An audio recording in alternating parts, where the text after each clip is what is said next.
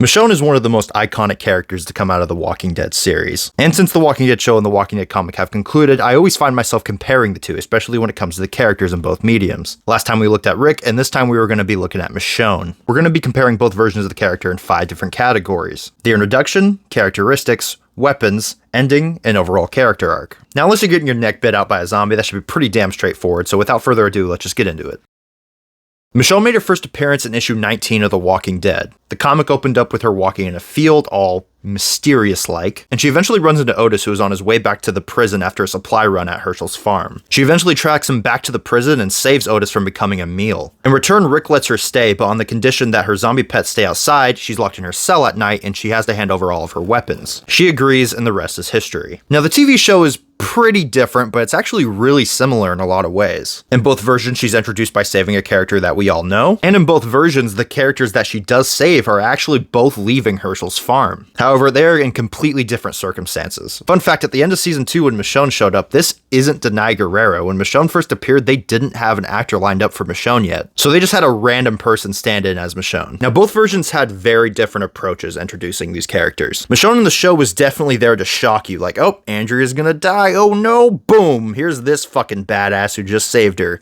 You wanna know who she is? You're gonna have to wait till next season. However, the comic book opens up with Michonne. It's very focused on building suspense. Who is this mysterious character in the field? Why does she have 2 zombies chained up? Why is she making them follow her? All these questions would be answered in later issues, but they aren't answered right away. So pretty much the comic book focused on suspense, and the TV show focused on shock value. Now, which is better? Honestly, it could go either way, but I am going to give it to the comic book version. Mainly because in this situation, I liked the suspense more than the shock value. Like when she sees Otis, the reader doesn't know if she's going to help him or kill him. She looks very suspicious. Like she literally has 2 zombies chained up. When you're reading it, it's like, is she gonna help Otis or is she gonna let him die? Because obviously she has 2 zombies as a pet. Does she value the zombies in a certain way? Who fucking knows? Probably not, because she just fucking killed one a couple panels earlier, but still, the suspense is still there. In the TV show version, I just felt like she was used as an ad for season 3. It's like, you want to know who this mysterious badass is? Gotta come back for next season. It's like, it feels a little cheap, you know what I mean? I wouldn't be surprised if Michonne wasn't even originally supposed to be in this season and it's something they added last minute. And adding things last minute is something they famously did at the end of season 3, which we will talk about when we get to Andrea. Still pissed about that, by the way. The comic book version pretty much gives us a good idea on who this character is. There's definitely questions still to be answered, but it's like, alright, she seems like a good person. We may be able to trust her, but we'll see. The TV show, you don't even see her face. She doesn't even say anything. All you know is she saved Andrea, so she's probably going to be your ally. That's all you know. Point going to the comic book version.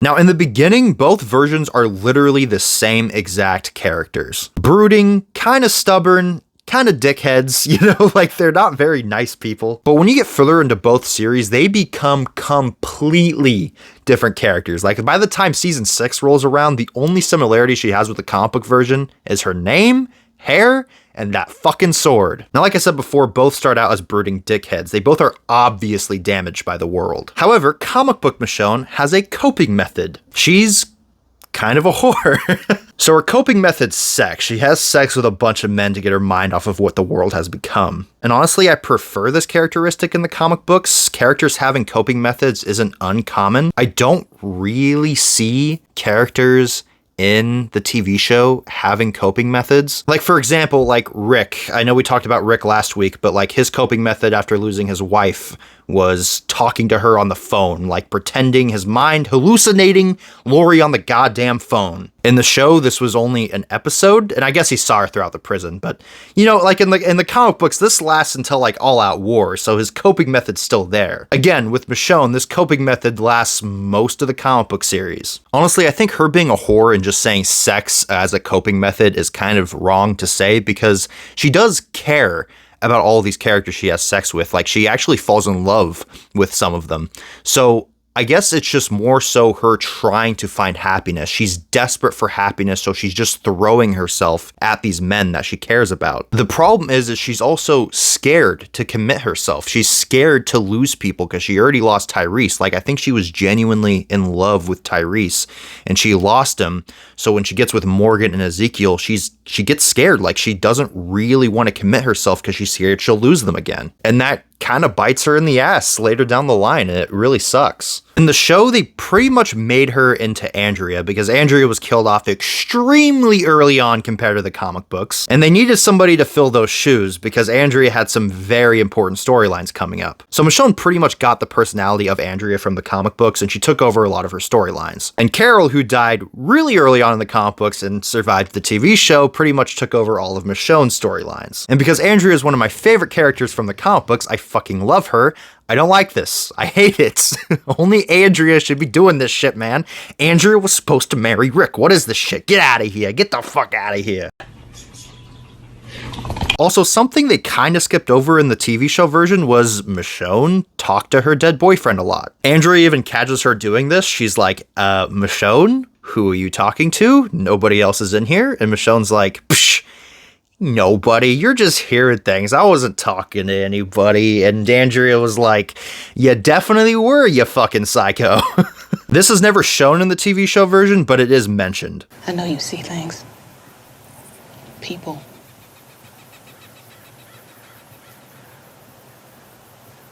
I used to talk to my dead boyfriend. It happens. Hi, it's Andrew from the future here. Look, as I was editing this, I did realize there is a small scene in the show, I'm pretty sure it's season 4, where she actually does talk to her dead boyfriend, but I never felt like it was like hallucinating somebody else. It just felt like she was talking to herself. You know, like, I guess this is her talking to her dead boyfriend, but like, I don't know. It kind of came off to like a symbolic talking, not actually hallucinating somebody. You know what I mean? But anyway, I thought I'd just mention it here. One more thing I do want to briefly touch on, and we will talk about this when we get to the weapons, but Michonne is a bullshitter. You know her katana, her samurai sword, the one she's badass with, cutting off zombie heads and sometimes human heads? Yeah, she doesn't know how to use that. She doesn't even know what she's really doing. She's pretty much just swinging the thing. It's implied in the TV show that she does know how to use it, that she is efficient with it, and that she was trained with it before the apocalypse. But Ezekiel in the comic books, who was trained with a sword before the apocalypse, points out that she is not holding the sword correctly, and that her stance with it is all off. It's very amateurish. He spots it immediately, but he later does train her to be more efficient with it, so that's pretty cool. Now, I am going to give this point to the comic book version. The main reason being is all the interesting characteristics in the comic books they just skipped over in the TV show, and the interesting characteristics they did give her in the TV show belong to other characters from the comic books. That's kind of annoying. This is another point for the comic book version.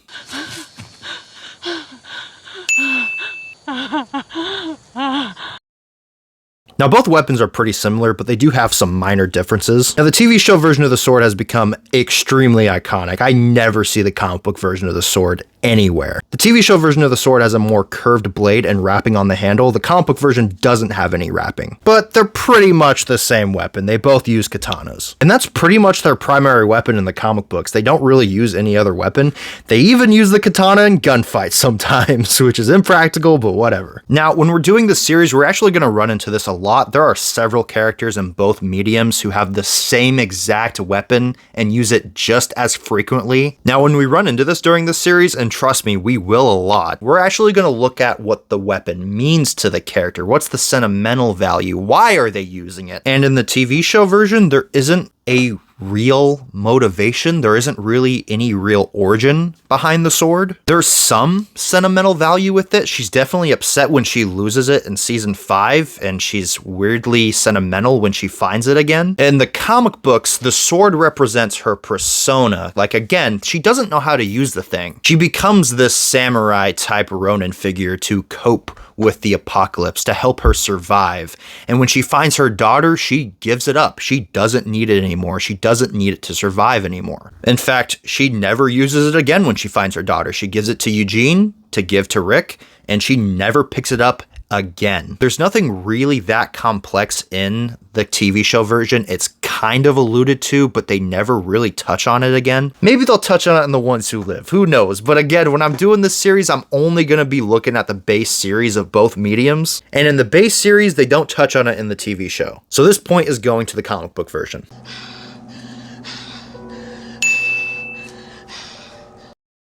So similar to Rick, Michonne's story was cut short in the TV show due to the fact that the actress didn't want to be a part of the show anymore. Now, unlike Andrew Lincoln, there's actually a cut and dry reason as to why Denai Guerrero left. She got a deal with Marvel and pretty much said fuck you to AMC and went on to star in some Marvel movies. But they weren't ready to kill Michonne off yet, so they pretty much gave her the same deal they gave Andrew Lincoln. Like, hey, you want to be written off and come back for your own spinoff later or something? And she pretty much agreed. And then we got The Ones Who Live. Speaking of The Ones Who Live, we're going to be pretty much ignoring it in this category. Again, because I want to look at the main series of both mediums. And honestly, I watched The Ones Who Live. Well, I watched the first 2 episodes. I didn't finish it because I thought it was kind of bad. I really didn't like the first 2 episodes, man.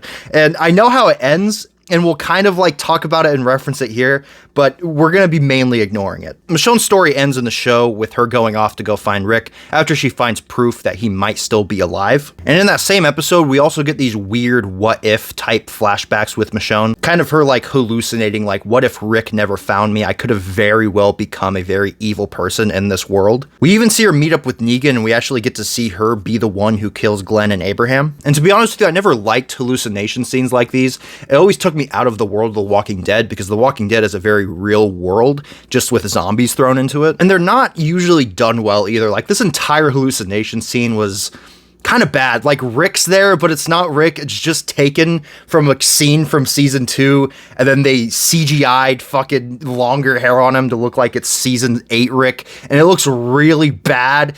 And like the cuts that they do as well, it's just like, it's just cringe. It's actually cringe. But I get what they were going for. I get they were trying to get into the mind of Michonne and show that like she knows that she could have gone down a very different path if she didn't meet the right people, or if she made different decisions. Now, the main problem I have with her ending is she leaves RJ and Judith, her kids, her one biological kid and one, adopted kid, but whatever. She considers those kids her kid. She considers Judith her daughter. There's no question about that. She would fucking die for these kids, all right? Especially in this world where she lost her toddler. She lost her kid to the apocalypse, and she has a second chance with these kids.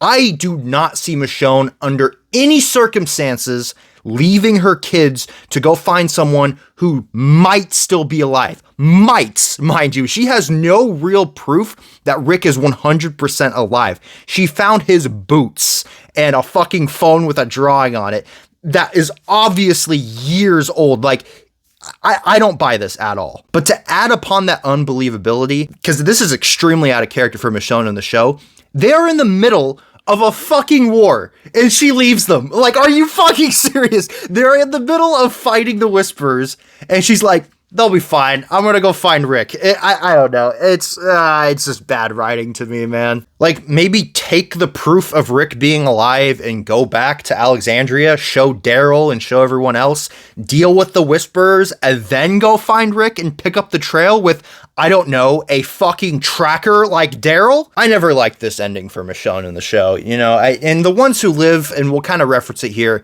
is fine. It's nice it was a happy ending. She got to see her kids again. She brought Rick back. Rick's back, whatever. But that scene was pretty damn bad.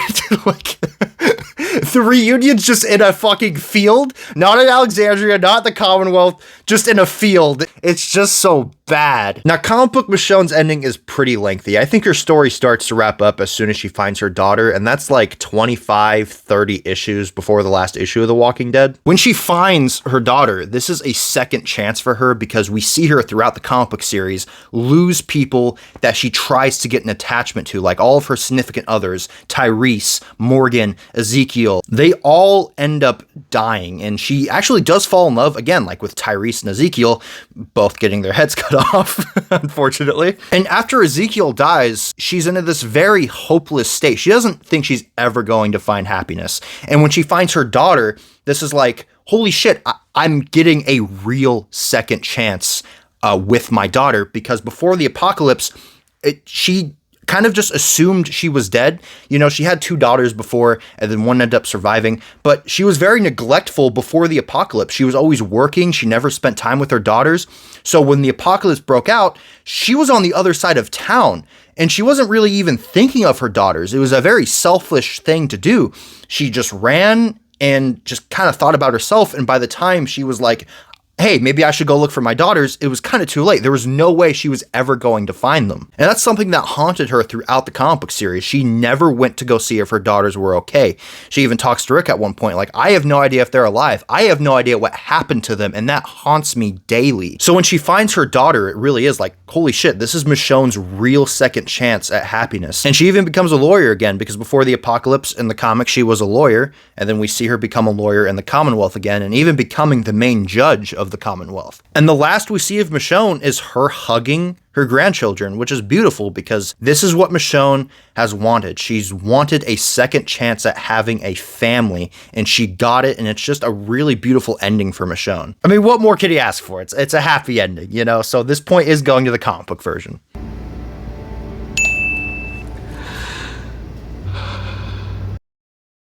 Now, let me start this off by saying I have my problems with the TV show version, but I think her story arc is actually pretty coherent, and it's actually a pretty solid character arc for this version of Michonne. Even though they changed a couple things and she picked up a lot of the storyline of Andrea, her storyline is actually pretty similar to the comic book version, where she is desperate to have her family again, to have a second chance at having a family. Even though a lot of the time they're completely different characters, they both essentially want the exact same thing. They just end up getting that in completely different ways. In TV show, Michonne actually gets it way quicker than the comic book version, because she falls in love with Rick. Her and Rick get together pretty damn quick, around season 6, but there's also foreshadowing to that as early as season 3. And by the time season 4 comes around, you can really tell that Michonne actually considers Rick, Carl, Daryl, Carol, everyone else as her family. Versus in the comic book, she's very much the lone wolf. She's very distant from the rest of the group. She becomes best friends with Rick, which is pretty cool, but that's really one of the only people you see her get really close with, except for her partners. You very rarely see Michonne actually interact pleasantly with the other characters of the group. You really get this impression with characters like Andrea, where she's like, hey, you know, I'm glad Michonne's here. She's cool. She's a strong fighter. She's a huge asset to the group, but I don't like her. She's kind of a bitch. And even though Rick is like her best friend, like that's not someone she's interested in romantically. She doesn't see Rick as her family, like, you know, like group family, like they survive together and she cares about Rick, but she wants that, you know, she wants kids again. She wants a husband. She just wants that comfort. Honestly, I prefer in the comic books where Michonne, it takes her so much longer and she just gets beaten down over and over and over, emotionally anyway. And as soon as it seems hopeless, like she's never going to find love, she's never going to get that family,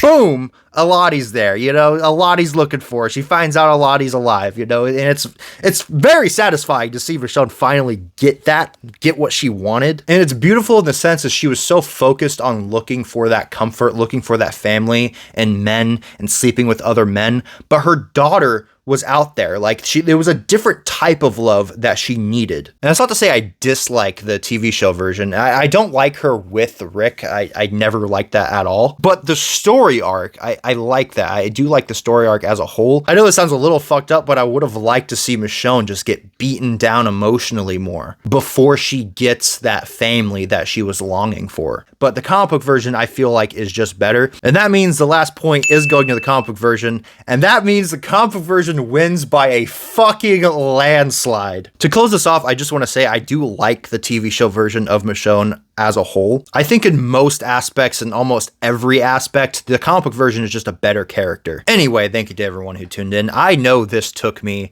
a very long time to edit. There is just a lot going on in my life. It has been the craziest fucking 3 months. I shouldn't say craziest, but it's been a crazy 3 months of my life. There's just a lot going on, all right? So like I've had the first half of the video edited for months, for like 2 months, and then I just decided to like not edit it anymore for some reason, and then I finished it. I'm recording this probably like a week from now of this being uploaded, so I hope anyway. It should be. I'm holding myself to that. I'm recording it right now and I'm like making a mental note like, motherfucker, edit this shit, you know? So I hope you guys enjoyed. Sorry it took me so long. I'm in my new place, so hopefully it won't take me as long as last time. In fact, it won't. It won't. It will take me no more than a month. I promise you that. But next week, we're going to be looking at Carl. I wanted to do Shiva for some reason. I have no idea why. Like, that was actually my next character. I was like, who the fuck wants to see Shiva? So I was like, whatever, we'll do Carl. So yeah, we're doing Carl next week. No, next week. What the fuck? I said next week on the Rick video. That never happened. All right, I even say week in this video because I recorded it like days after. Anyway, again, I'm sorry. We're looking at Rick next. Not Rick, Carl. What am I even talking about? We're looking at Carl next week. So stay tuned for that. I'll see you guys in the next one. Thank you to everyone who tuned in. I appreciate it. Bye-bye.